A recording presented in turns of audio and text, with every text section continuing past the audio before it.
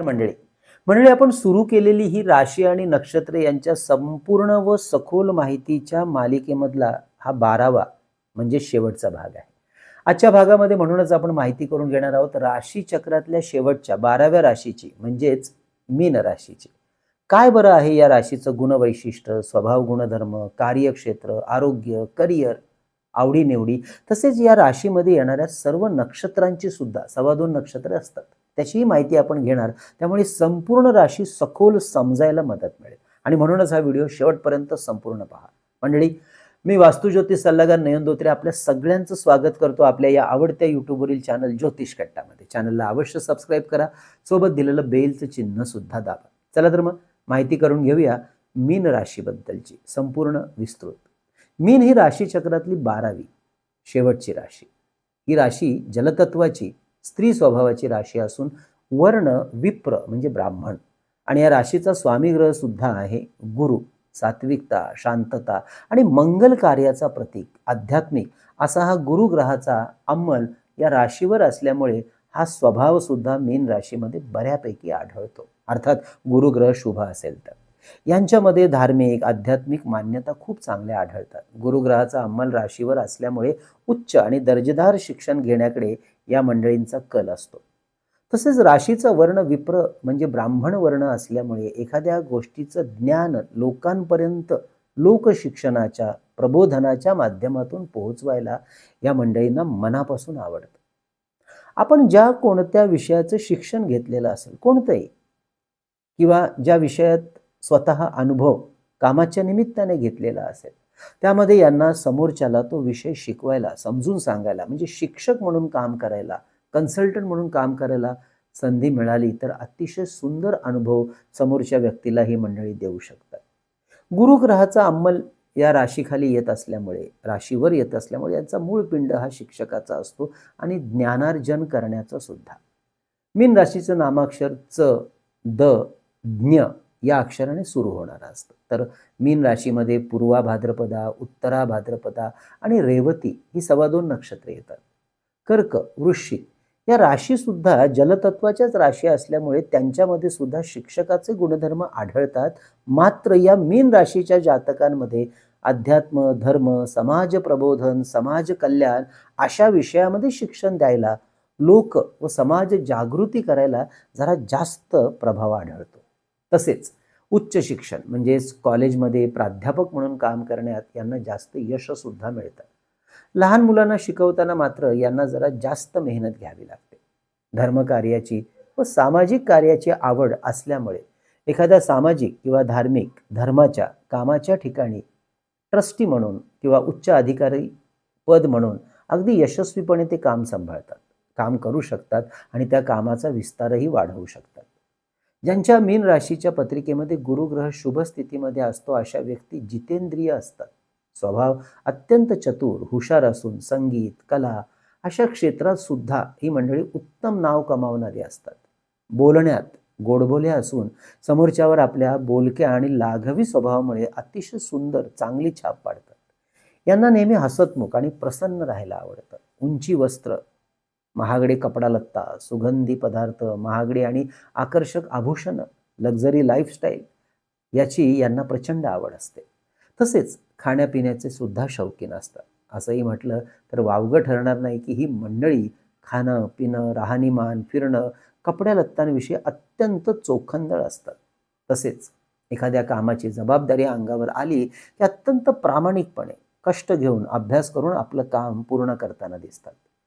मीन राशीवर गुरुग्रहाचा अंमल असल्यामुळे लोक यांच्या बोलण्यावर विश्वास सुद्धा ठेवतात. त्यामुळे एखाद्या मध्यस्थाची, सेल्समॅनची भूमिका, मार्केटिंगची भूमिका ही मंडळी व्यवस्थितपणे पार पाडतात. मात्र यांच्या कुंडलीमध्ये गुरुग्रह जर अशुभ स्थितीमध्ये असेल किंवा इतर अशुभ ग्रहस्थिती असेल तर मात्र समोरच्या व्यक्तीच्या चांगुलपणाचा पुरेपूर फायदा घेणाऱ्या असतात.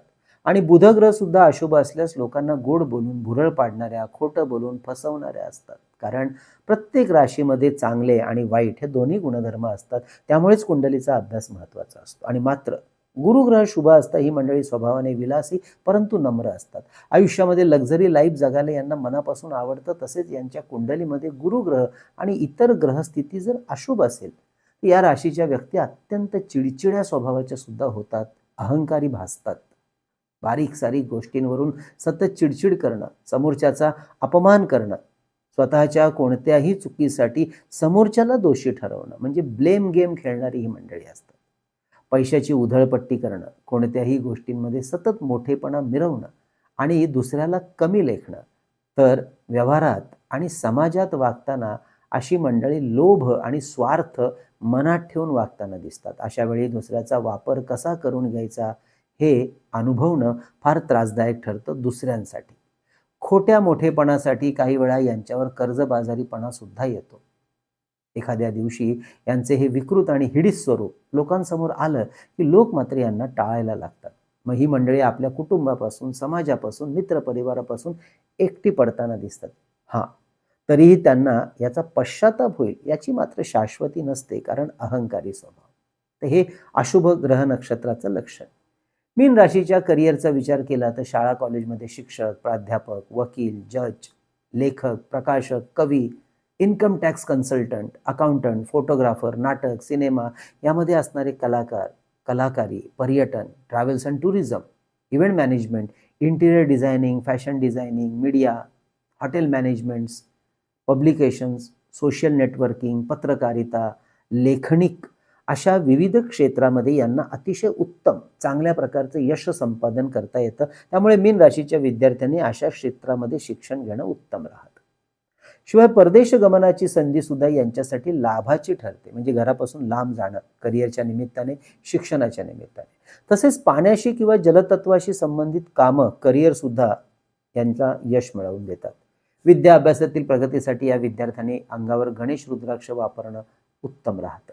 आजारपणाबद्दल तळपायाची दुखणी, वजन वाढणं, सर्दी, खोकला, कफ, व्हायरल इन्फेक्शन, बॅड कोलेस्ट्रॉल म्हणजेच हृदयविकाराची भीती, गॅसेस, वातविकार, मानसिक आजार, निद्रानाश याबद्दल आरोग्याची या मंडळींना नेहमीच काळजी घेणं महत्त्वाचं राहतं.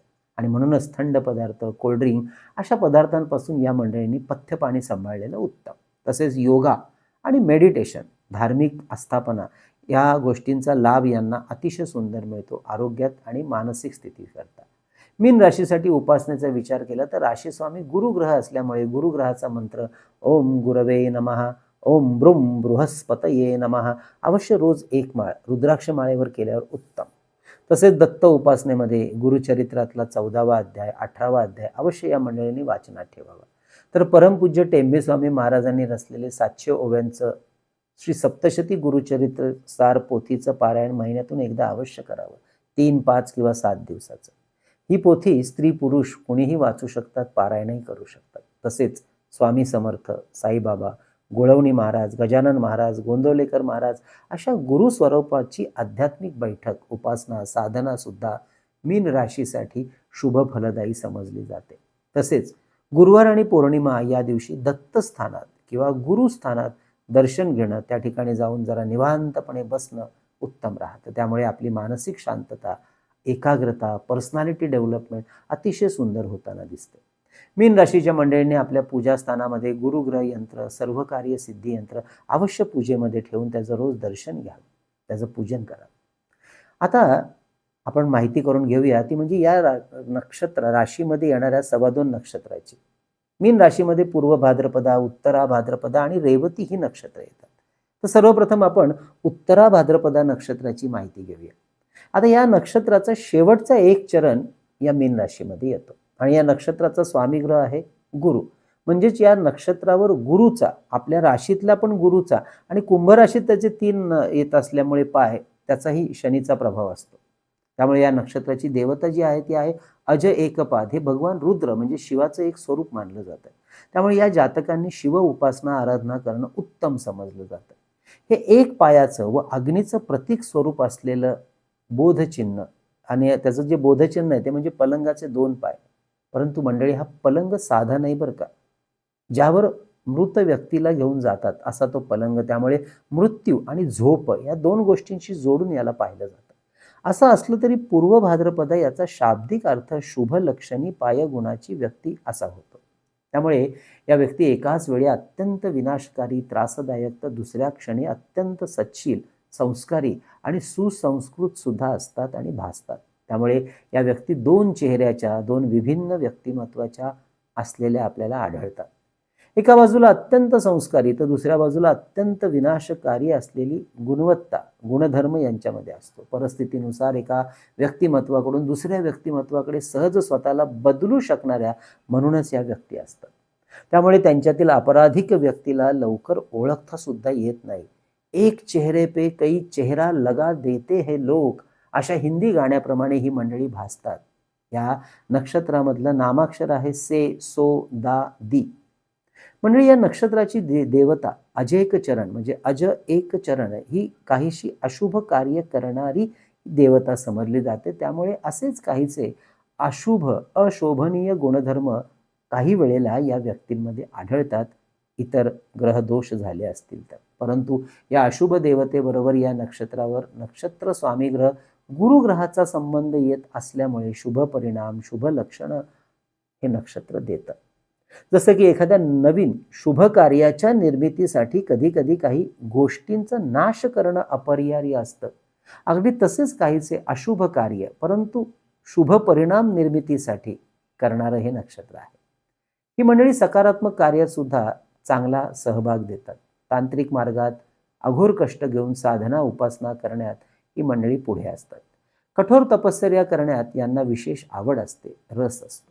ही मंडळी कोणत्याही प्रकारचं कार्य करण्यात हुशार सुद्धा असतात. परंतु समोरच्याला गाफील ठेवून किंवा त्यांच्यासमोर अडाणीपणाचं नाटक करून आपलं कार्य करून घेण्यात, आपलं उद्दिष्ट साध्य करून घेण्यात अग्रेसर असतात. यांच्या कार्यक्षेत्राबद्दल म्हटलं तर अगदी याचे जे पलंगाचे पुढचे दोन पाय आहे, जे स्मशान कार्य दाखवतं, जसे की शववाहिनी, दाह संस्काराचं कार्य, स्मशानाची देखभाल, शवविच्छेदन इत्यादी कामं म्हणून या नक्षत्राच्या अंमलाखाली येतात. तसेच तांत्रिक विधी, अघोरी विद्या, गुप्त मार्गातील कार्य, गुप्तचर विभाग, जादूटोणा, हातचलाकी, जादूगार, विषारी द्रव्यांचा व्यापार, उद्योग, केमिकल, दारू याचप्रमाणे चांगले कलाकार सुद्धा असतात. संरक्षण विभाग, पोलीस खातं, सैन्यातील अधिकारी वर्ग ही क्षेत्र हे सुद्धा यांना भावतात. तसेच सोनार काम, लोहार काम म्हणजे हत्याराशी संबंधित कार्य, मशीनचे, गाड्यांचे स्पेअर पार्ट्स, तसेच हे चांगले क्रिमिनल पत्रकार असतात, रहस्यमय कादंबरीकार असतात, गुप्तहेर सुद्धा ही मंडळी खूप चांगले होऊ शकतात. या नक्षत्रावर आणि या नक्षत्राच्या आरोग्याचा जर विचार केला तर वजन वाढणं, स्किन इन्फेक्शन, ॲलर्जी स्किनच्या बाबतीतली आणि वजन वाढीमुळे होणारे आजार, मधुमेह, ब्लड प्रेशर, हृदयविकार या संदर्भात यांना नेहमी काळजी घ्यावी लागते. बिन राशीत नंतरचं नक्षत्र येतं ते म्हणजे उत्तरा भाद्रपदा. या नक्षत्राचे सर्व 4 चरण या राशीमध्ये येतात. नावाप्रमाणे जीवनाचा उत्तर आयुष्याचा जो भाग आहे त्या उत्तर आयुष्यामध्ये सुख, शुभ, संपन्न, सुखी, समाधानी आयुष्य भोग देणारे हे नक्षत्र आहे. हे नक्षत्र व्यक्तीला मानसन्मान, उच्च पद आणि अधिकार, सुख समृद्धी देण्यासाठी शुभ समजलं जातं. या नक्षत्राचा स्वामी ग्रह आहे शनी व हे गुरुच्या राशीमधील नक्षत्र असल्यामुळे शनी व गुरु या दोघांचाही प्रभाव या नक्षत्रावर असतो. हे मनुष्यगणी नक्षत्र आहे, त्यामुळे हे नक्षत्र परोपकारी, बुद्धिमान, शुभ मानलं जातं. नम्र व सेवाभावी, परोपकारी असलेल्या शनीचा चेहरा या नक्षत्रामध्ये फार उठून दिसतो. त्यामुळे या नक्षत्रामधील व्यक्ती अत्यंत निस्वार्थी व सेवाभावी स्वभावाच्या सुद्धा असतात. ही मंडळी नेहमी इतरांच्या कल्याण हेतू काम करत असतात व त्याचा यांना सुद्धा चांगला लाभ मिळतो. याच नक्षत्राचा अर्थ भाग्यशाली पायगुणाची व्यक्ती असाही होतो. या नक्षत्राची नामाक्षर दु, झा, न्या, था यावरून येतात. त्यामुळे ही मंडळी नेहमीच भाग्यशाली सुद्धा समजली जातात. याचं चिन्ह म्हणजे मृत व्यक्तीला घेऊन जाणारा जो पलंग आहे याचाच अर्थ कुठेतरी नक्षत्राचा संबंध मृत्यूशी किंवा मृत्यूनंतरच्या जीवनाशी येतो असं ज्योतिषशास्त्र मानतं. ही मंडळी कोणत्याही परिस्थितीमध्ये स्वतःला ठाम ठेवू शकतात, स्वतःला तयार करू शकतात. या मंडळींचा स्वभाव सुद्धा अगदी हुबेहूब पूर्वा भाद्रपदा नक्षत्रामधील व्यक्तींसारखाच भासतो. कारण दोन्ही नक्षत्र एकासारखी एक आहे. त्यांच्या स्वभावामधील भेद ओळखणं फार कठीण जातं. या नक्षत्राची देवता अहिनबुद्ध देवता म्हणजेच अनंत नाग ही देवता. ही देवता बुद्धिमान व करुणामयी असल्यामुळे हे गुणधर्म सुद्धा या नक्षत्रातील व्यक्तिमत्वातल्या जातकांमध्ये पुरेपूर भरलेले असतात. ही देवता म्हणजे पृथ्वीच्या तळाशी असलेली नागदेवता आहे. पूर्व आणि उत्तरा भाद्रपदा या नक्षत्रामधील स्वभावामध्ये बऱ्यापैकी समानता आढळते. असं असलं तरी या देवतांमुळे कार्यशैली मात्र भिन्न भिन्न असते. या नक्षत्रातील लोक फार दृढनिश्चयी असतात, त्यामुळे कार्य पूर्णत्वाला जाईपर्यंत कठोर मेहनत करण्याची यांची क्षमता असते. आपल्या बुद्धी आणि संयमाच्या जोरावर कार्य करायला यांना फार आवडतं. लोकांना त्रास देणं, समोरच्यावर सूड उगवणं अशा गोष्टींचा वापर ही मंडळी कधीच करत नाहीत. उलट समोरच्याला क्षमा करण्यामध्ये यांचा विश्वास जास्त असतो. या व्यक्ती नेहमी आनंदी राहतात. लहान सहान गोष्टींचा बाऊ करत बसत नाही, तर ह्याच छोट्या छोट्या गोष्टींमध्ये स्वतःचा आनंद शोधतात आणि नेहमीच सदैव आनंद राहतात. मीन राशीच्या गुरुग्रहाचा चांगलाच प्रभाव ज्यांच्यावर असतो, त्यामुळे एखाद्या साधू संताप्रमाणे यांचं वागणं, यांचं व्यवहार, यांचं बोलणं असतं. सर्वांचं कल्याण भलं व्हावं, सर्वांच्या आयुष्यात नेहमी आनंद भरभरून राहावा, सुख समृद्धता यावी अशी यांची नेहमीच वृत्ती आणि स्वभाव असतो. अगदी तसेच यांचे समाज जीवनातील कार्य सुद्धा असते या गोष्टीच्या अनुसरून. त्यामुळे समाजामध्ये इतर लोक सुद्धा यांच्यावर विश्वास ठेवतात. यांच्या सहवासामध्ये राहायला म्हणूनच लोकांना फार आवडतं. यांचं म्हणणं ऐकायला, यांना समजून घ्यायला सुद्धा लोकांना आवडतं. लोकांची तयारी असते. लोकांना यांच्या सहवासामध्ये सुरक्षित सुद्धा वाटतं. यांची कार्यक्षेत्र सुद्धा त्यामुळे अशीच असतात, ज्यामध्ये समाजसेवा, समाज कल्याणाची कामं येतात. तसेच ज्योतिष, अंकशास्त्र, वास्तुशास्त्र, हस्तरेखाशास्त्र, धर्मशास्त्र अशा गूढ तशाच गंभीर विषयामध्ये सुद्धा यांना चांगली गती आणि प्रगती असते. ही याच कारणामुळे शिक्षक, प्राध्यापक, योग प्रशिक्षक, ध्यान, धर्मप्रचारक, सल्लागार या क्षेत्रामध्ये यांना काम करायला तसेच करिअर करायला मनापासून आवडतं आणि यशस्वी सुद्धा असतं. शनी व गुरुग्रहाचा प्रभाव असल्यामुळे आर्थिक सल्लागार, बँकिंग, इन्शुरन्स, सरकारी विभागामध्ये असणारे वरिष्ठ अधिकारी, न्यायाधीश, वकील म्हणून सुद्धा यांना चांगलं करिअर आणि करिअरमधलं यश मिळवता येतं. तसेच एखाद्या शैक्षणिक, समाजसेवी किंवा धार्मिक संस्थानाच्या ट्रस्टी पदावर ही मंडळी फार सचोटीने काम करताना आढळतात किंवा स्वतःचाच असा एखादा ट्रस्ट स्थापन करून समाज आणि धर्मसेवा करताना आढळतात. इतिहास, पुरातत्व विभाग अशा विषयात सुद्धा यांना खूप चांगलं करिअर करायला आवडतं आणि यश मिळतं. तसेच खाद्यपदार्थ, हॉटेल, किराणा मालाची दुकानदारी, त्याचबरोबर नाटक, सिनेमा यामधील कलाकार, लेखक, कवी, संशोधक म्हणून सुद्धा यांना खूप चांगलं यश त्यांच्या कार्याच्या अनुषंगाने मिळताना दिसतं. यांच्या आरोग्याचा जर विचार केला तर कफाचे आजार, निमोनियाजन्य आजार, लंग्स इन्फेक्शन, टीबी, अस्थमा, दमा, स्किन इन्फेक्शन, स्किन ॲलर्जी, सर्दी, खोकला, ताप या संदर्भातले जे आजार आहेत हे मात्र नेहमी सांभाळावे लागतात, काळजी घ्यावी लागते. आता मीन राशीमध्ये येणारं तिसरं शेवटचं नक्षत्र म्हणजे रेवती नक्षत्र. अर्थातच या नक्षत्राचं शेवटचं नक्षत्र असल्यामुळे चारही चरण येतात आणि याचा अर्थच आहे धनवान. या नक्षत्राचा स्वामी ग्रह आहे बुध. त्यामुळे मीन राशी स्वामी गुरु आणि या नक्षत्राचा स्वामी ग्रह बुध या दोघांचा अंमल या नक्षत्रावरती पडत असतो. त्यामुळे हे नक्षत्र बौद्धिक क्षेत्रामध्ये फारच यशस्वी आणि ॲग्रेसिव्ह समजलं जातं. ही मंडळी अत्यंत हुशार स्वभावाचे असतात, तर प्रचंड आशावादी, सकारात्मक विचारांनी प्रेरित, परोपकारी, समाजसेवी असतात. समाजाच्या कल्याणासाठी काम करायला यांना नेहमीच फार फार आवडतं. मीन राशीच्या गुरुग्रहाचा सुद्धा प्रभाव या नक्षत्रावर असल्यामुळे या मंडळींचा उच्च शिक्षणाकडे अधिक जास्त कल असतो. थोडक्यात ही मंडळी उच्च विद्या विभूषित होतात असतात. या नक्षत्राची देवता पुषा म्हणजे पोषण करणारी देवता. तसेच या देवतेला प्रकाशाची आणि धनसमृद्धीची देवता सुद्धा मानतात. हे नक्षत्र समृद्धी, ज्ञान, करुणा, मोक्ष आणि प्रवासामध्ये सुरक्षा प्रदान करणारं नक्षत्र आहे. या नक्षत्राचं नामाक्षर दे, दो, चा, ची यावरून येतं आणि याचं बोधचिन्ह पाण्यात पोहणारे मासा. त्यामुळे अगदी याच बोधचिन्हाप्रमाणेच जीवनाच्या भवसागरात तारून जाण्याचे कसब या मंडळींमध्ये पुरेपूर भरलेलं असतं. कोणत्याही अडीअडचणी आयुष्यामध्ये आल्या तर त्याचा सामना करण्याची हुशारी, कसब, धैर्य या नक्षत्रात येतं. समाजातील लोकांचे आयुष्य उज्ज्वल, समृद्ध, यशस्वी बनवण्यासाठी या लोकांना सर्वतोपरी मदत करायला या नक्षत्रामधील लोकांना फार आवडतं. लोकांचं भलं केलं तर आपलं सुद्धा कल्याण होतं, भलं होतं असं मानणारी ही मंडळी आहेत. त्यामुळे भूतदया हा त्यांचा मनस्वी स्वभावच आहे. लोकांचे दुःख, यातना याची चांगलीच समज या मंडळींमध्ये असते. ती सदहृदयता यांच्यामध्ये असते आणि ते दूर करण्याचा हर एक प्रयत्न आपल्या परीने ही मंडळी करताना दिसतात सुद्धा. यांच्या बोलण्यात मधुरता असते. आपल्या बुद्धीच्या आणि मधुर बोलण्याच्या जोरावर यश संपादन करून समृद्ध आणि यशस्वी आयुष्य म्हणूनच ही मंडळी जगतात. कोणाच्याही कामामध्ये आणि विषयामध्ये लुडबुड करायला, मध्ये मध्ये करायला यांना बिलकुल आवडत नाही. तसेच यांच्या कामात सुद्धा कोणी इतरांनी मध्ये मध्ये लुडबुड केलेली यांना सुद्धा खपत नाही, आवडत नाही.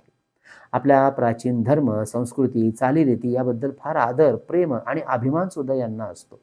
असं असलं तरी या रूढी आणि परंपरामधील अंधश्रद्धेच्या मात्र ही मंडळी नादी लागत नाही. कोणतीही गोष्ट बौद्धिक पातळीवर समजून घेतात.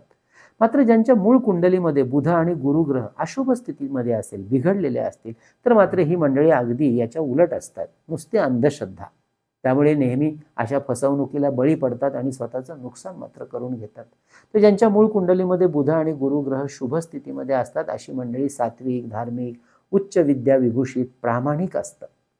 एखाद्या धार्मिक कार्यामध्ये मोठ्या हिरिरीने भाग सुद्धा घेतात. आपल्या कमाईमधील, उत्पन्नामधील काही भाग ही नेहमीच मंडळी धर्म किंवा समाज कार्यासाठी द्यायला तयार असतात. त्यामुळे ही मंडळी ज्या ठिकाणी असे सेवाभावी कार्य चालते अशा कामात स्वतःहून सहभागी होताना दिसतात. मोठं कार्य मनात धरून ते पूर्ण करण्याची धमक या मंडळींमध्ये विशेष प्रभावाने आढळते. बऱ्यापैकी त्याच्यामध्ये यशस्वी सुद्धा असतात.